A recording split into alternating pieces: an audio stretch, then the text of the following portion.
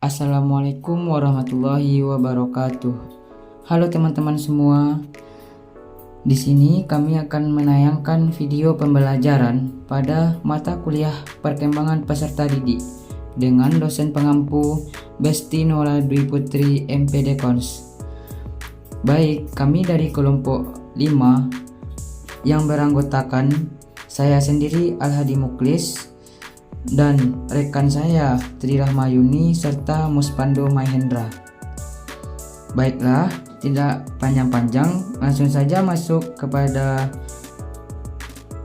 topik yang akan kami bahas, yaitu tentang kebutuhan sosial dan psikologis peserta didik, di mana pada materi ini terdapat yang pertama yaitu jenis kebutuhan peserta didik, anak-anak dan remaja. Yang kedua, jenis kebutuhan sosial psikologis peserta didik sesuai dengan tingkatan pertumbuhan dan perkembangan, baik anak maupun remaja. Yang ketiga, dampak tidak terpenuhinya kebutuhan sosial dan psikologis terhadap tingkah laku peserta didik, anak dan remaja. Usaha-usaha yang dapat dilakukan guru untuk memenuhi kebutuhan sosial dan psikologis peserta didik tersebut. Baiklah, langsung saja masuk pada materi yang pertama yang akan dibacakan oleh rekan saya. Selamat menyaksikan. Baiklah, materi yang pertama yang akan kita bahas yaitu jenis-jenis kebutuhan peserta didik, anak-anak dan remaja. Kebutuhan peserta didik adalah segala sesuatu yang diperlukan oleh seorang anak atau remaja untuk mendukung proses tumbuh kembangnya secara optimal, baik secara fisik, mental, sosial maupun emosional. Menurut Maslow, pada tahun 1943, kebutuhan individu meliputi hierarki tertentu yang dimulai dari kebutuhan dasar hingga kebutuhan aktualisasi diri. Dalam konteks pendidikan, kebutuhan peserta didik mencakup aspek-aspek yang membantu mereka belajar dengan efektif dan berkembang menjadi individu yang sehat secara fisik, mental, dan sosial. Selanjutnya yaitu jenis-jenis kebutuhan peserta didik pada anak. Yang pertama yaitu kebutuhan fisik, yang kedua kebutuhan emosional, ketiga kebutuhan mendapatkan rasa aman, dan keempat kebutuhan kasih sayang.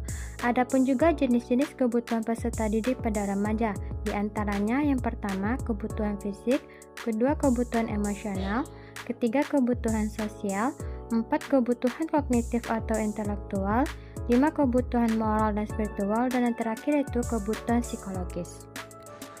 Baik, materi selanjutnya yaitu jenis-jenis kebutuhan sosial psikologis peserta didik sesuai dengan tingkatan pertumbuhan dan perkembangannya. Kebutuhan sosial adalah kebutuhan individu untuk berinteraksi dengan orang lain, mendapatkan pengakuan, rasa diterima, dan membangun hubungan dalam lingkungan menurut Erikson. Kebutuhan sosial menurut Erikson membantu anak-anak dan remaja membentuk identitas diri dan posisi mereka di masyarakat. Menurut Maslow, tahun 1943, kebutuhan psikologis berada pada tingkat dasar piramida, seperti rasa aman dan cinta, dan meningkat kebutuhan penghargaan serta aktualisasi diri.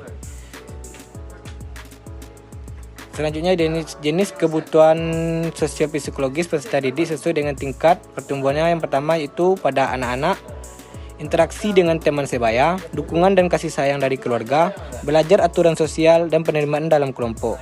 Pada remaja, membangun hubungan pertemanan yang lebih erat, dukungan sosial dalam menghadapi tantangan, dan mendapatkan pengakuan dan penerimaan dari lingkungan, serta mengenal dan memahami peran sosial. Baik, materi selanjutnya yaitu jenis-jenis kebutuhan sosial psikologis peserta didik sesuai dengan tingkatan pertumbuhan dan perkembangannya. Kebutuhan sosial adalah kebutuhan individu untuk berinteraksi dengan orang lain, mendapatkan pengakuan, rasa diterima, dan membangun hubungan dalam lingkungan menurut Erikson. Kebutuhan sosial menurut Erikson membantu anak-anak dan remaja membentuk identitas diri dan posisi mereka di masyarakat. Menurut Maslow, tahun 1943, kebutuhan psikologis berada pada tingkat dasar piramida, seperti rasa aman dan cinta, dan meningkat kebutuhan penghargaan serta aktualisasi diri.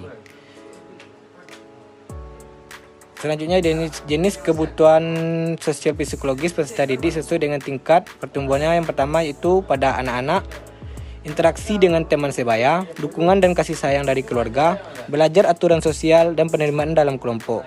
Pada remaja, membangun hubungan pertemanan yang lebih erat, dukungan sosial dalam menghadapi tantangan, dan mendapatkan pengakuan dan penerimaan dari lingkungan, serta mengenal dan memahami peran sosial. Baik, selanjutnya dampak tidak terpenuhinya kebutuhan sosial dan psikologis terhadap tingkah laku peserta didik, di mana terhadap anak dan remaja, usaha yang dapat dilakukan guru untuk memenuhi kebutuhan sosial dan psikologis peserta didik. Dampaknya adalah yang pertama, kesulitan berinteraksi, kurangnya empati, perilaku agresif atau memberontak, kesulitan bekerja dalam kelompok, kemudian mencari perhatian dengan cara negatif, dan selanjutnya terjadinya perilaku menyimpang. Kemudian, usaha-usaha yang dapat dilakukan guru untuk memenuhi kebutuhan sosial dan psikologis peserta didik. Yang pertama yaitu menciptakan lingkungan belajar yang nyaman dan inklusif. Kemudian memberikan dukungan emosional. Yang ketiga, mendorong kepercayaan diri dan motivasi siswa. Yang keempat, mengembangkan keterampilan sosial siswa. Yang kelima, mengajarkan manajemen emosi dan stres. Dan yang terakhir yaitu menjalin komunikasi yang baik dengan orang tua.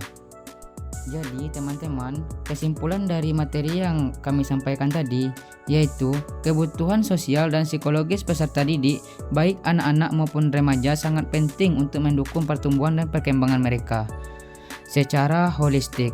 Tidak terpenuhinya kebutuhan sosial dan psikologis peserta didik dapat berdampak serius dan negatif pada perkembangan mereka, baik secara akademik, emosional maupun sosial. Oleh karena itu, guru memegang peranan penting dalam memastikan kebutuhan tersebut terpenuhi melalui berbagai cara, seperti menciptakan lingkungan yang positif, memberikan perhatian personal, dan melibatkan semua pihak yang terkait. Itulah materi dan video pembelajaran yang dapat kami sampaikan pada kesempatan kali ini.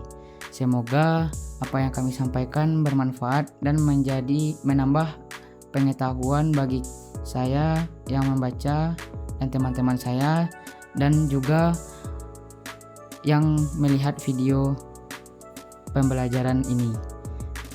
Demikian dari kami, terlebih terkurang kami mohon maaf. Kami sudahi dengan mengucapkan terima kasih dan assalamualaikum warahmatullahi wabarakatuh.